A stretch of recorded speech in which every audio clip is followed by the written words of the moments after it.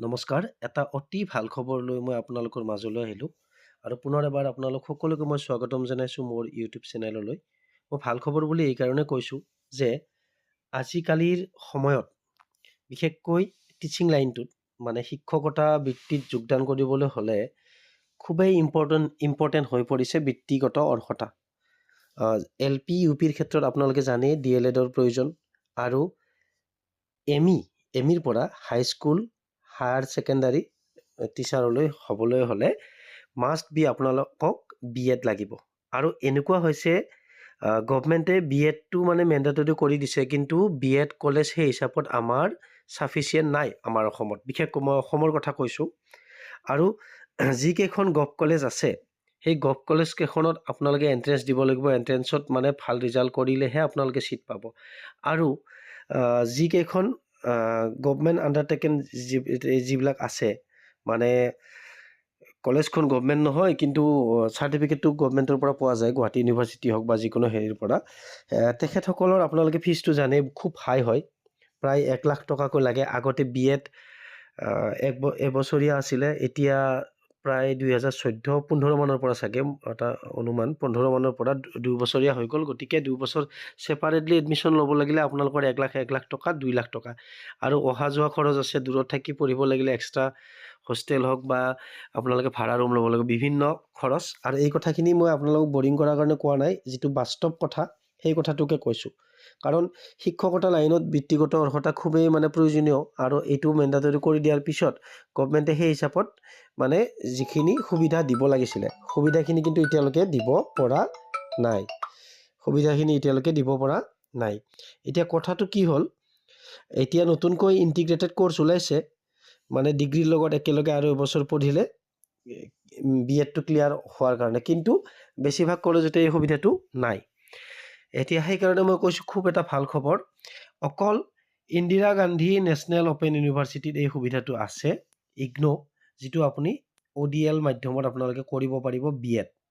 এতিয়া কৃষ্ণকান্ত সন্দিক যিটো আমাৰ ষ্টেট অপেন ইউনিভাৰ্চিটি আছে তাতেও নাই, আৰু গুৱাহাটী ইউনিভাৰ্চিটি যিটো আইডেল আছিলে বৰ্তমান এইটো নামটো সলনি কৰি দিছে, তাতেও এতিয়ালৈকে দিয়া নাই, কিন্তু ইগনোৰ আণ্ডাৰত আছে।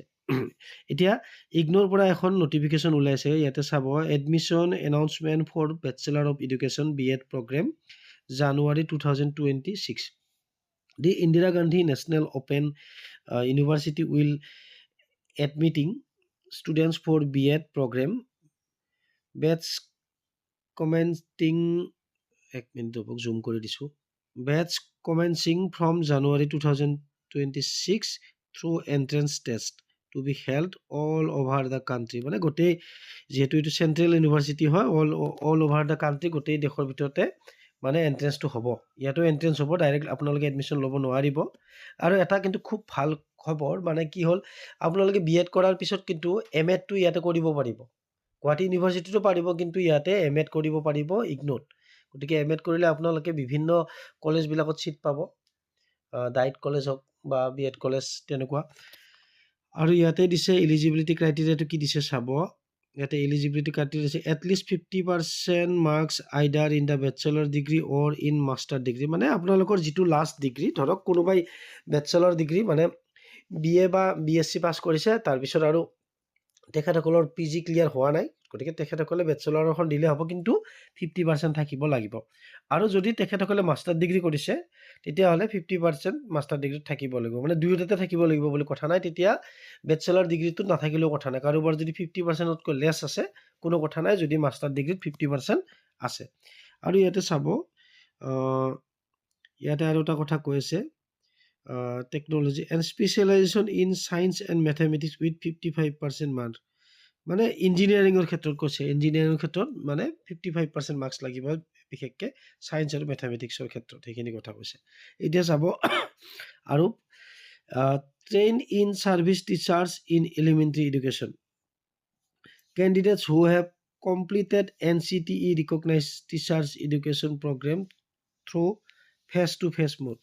মানে এইটো মই এই কাৰণে ভাল খবৰ বুলি কৈছোঁ যে আপোনালোকেতো জানেই Indira Gandhi state open university ignore আণ্ডাৰত আপোনালোকে BEdৰ এডমিশ্যন ল'ব, আৰু কিন্তু এইখন স্পেচিয়েলি ইন ছাৰ্ভিচ টিচাৰৰ ক্ষেত্ৰত হয়। কাৰণ যিসকল শিক্ষকে মই আগৰ ভিডিঅ'বিলাকত বহু ছাৰ বাইদেউ কমেণ্ট কৰিছে যে প্ৰমোশ্যনৰ ক্ষেত্ৰত যিটো এটা মই ভিডিঅ' বনাইছিলোঁ খচৰা প্ৰস্তুত কৰাত যে এল পিৰ শিক্ষকসকলে আৰু এম ইত কৰি থকা শিক্ষকসকলে যিসকলৰ বি এড নাই তেখেতসকলে কৈছিলে যে আমাক ডেপুটেশ্যনতো নপঠায় আৰু আমি ৰেগুলাৰ মুডত বি এড কৰাৰ সুবিধা নাপাওঁ, ফলত আমি প্ৰমোশ্যনৰ পৰা আমি মানে বাদ পৰি যাম নেকি, তেনেকুৱা এটা ধৰণৰ প্ৰশ্ন কৰিছিলে। এতিয়া এইটো আপোনালোকৰ এইটো এটা মানে প্ৰব্লেমৰ এটা চল্ভ বুলি ক'ব লাগিব, মানে এটা আপোনালোকে সঠিক উত্তৰ পালে আপোনালোকৰ যিটো প্ৰশ্ন আছিলে। গতিকে আপোনালোকৰ এইটোৱে হ'ব সলিউশ্যন আপোনালোকৰ প্ৰব্লেমৰ। আপোনালোকে বি এডত নাম লগাব পাৰিব ইগনত। গতিকে ইয়াতে কৈছে trained in service teachers in elementary education বুলি কৈছে। গতিকে এলিমেণ্টাৰীৰ কথাই স্পেচিয়েলি কৈছে, আপোনালোকে পাৰিব। আৰু দি ৰিজাৰ্ভেশ্যন অফ ৰিলেক্সেশ্যন এইটো আপোনালোকে জানে, ST SC OBCৰ ক্ষেত্ৰত 5% ৰিলেক্সেশ্যন থাকিব। গতিকে এইখিনিয়ে আছিলে থুলমূলকৈ। আৰু মই অকণমান মানে যদিও নটিফিকেশ্যনখনত ডাইৰেক্ট দিয়া আছে তথাপি অকণমান মই হাত ধৰি এই কথাখিনি ক'লোঁ বি এডৰ, যিটো আপোনালোক সকলোৱে ভুক্তভোগী। কাৰণ বহু দুখীয়া ঘৰৰ ল'ৰা ছোৱালী পঢ়িব নোৱাৰে, প্ৰায় 1 লাখ 2 লাখ টকা খৰচ হয়। কাৰোবাৰ কাৰণে সহজ হ'লেও কাৰোবাৰ কাৰণে বহুত টান, আৰু বহুত ভাল ল'ৰা ছোৱালী বাদ পৰি গৈছে, কাৰণ বছৰে বছৰে টেট হৈ আছে, দিব পৰা নাই তেখেতসকলে। খুব এটা দুখ লগা কথা। এইখিনিয়ে কথা। আৰু ইয়াতে আৰু এটা দিছে admission criteria and reservation bachelors of education programme admission programme is merit base, এইটো মেৰিট বেচিছত হ'ব। গতিকে এইখিনি কথা। আৰু এভেইলেবিলিটিটো হ'ব 29/1/2026 পৰা, মানে 29 তাৰিখৰ পৰা আপোনালোকে এইখিনি লাভ কৰিব ৱেবছাইটত। তাৰপিছত online submission of application form 29ৰ পৰাই ল'ব। লাষ্ট ডেট আছে আপোনালোকৰ ফেব্ৰুৱাৰী মাহৰ 27 তাৰিখলৈকে। আৰু ডিউৰেশ্যন অফ এক্সাম হ'ব আপোনালোকৰ, এণ্ট্ৰেঞ্চটো হ'ব 2 ঘণ্টাৰ। এইখিনি আপোনালোকে মনত ৰাখক। আৰু সচৰাচৰ আমাৰ গুৱাহাটী ইউনিভাৰ্চিটিৰ যিবিলাক এণ্ট্ৰেঞ্চ এক্সাম হয়, যিবিলাক প্ৰশ্ন আহে সেইবিলাক এনেকুৱা ধৰণৰে আহিব। চিলেবাছটো আপোনালোকে নিজে ডাউনলোড কৰি ল'ব। আৰু আজিৰ ভিডিঅ'টো থুলমূলকৈ এইখিনিয়ে আছিলে। যদি আপোনালোকে কিবা মতামত থাকে নিশ্চয় কমেণ্ট ছেকশ্যনত মোক নিশ্চয় জনাব।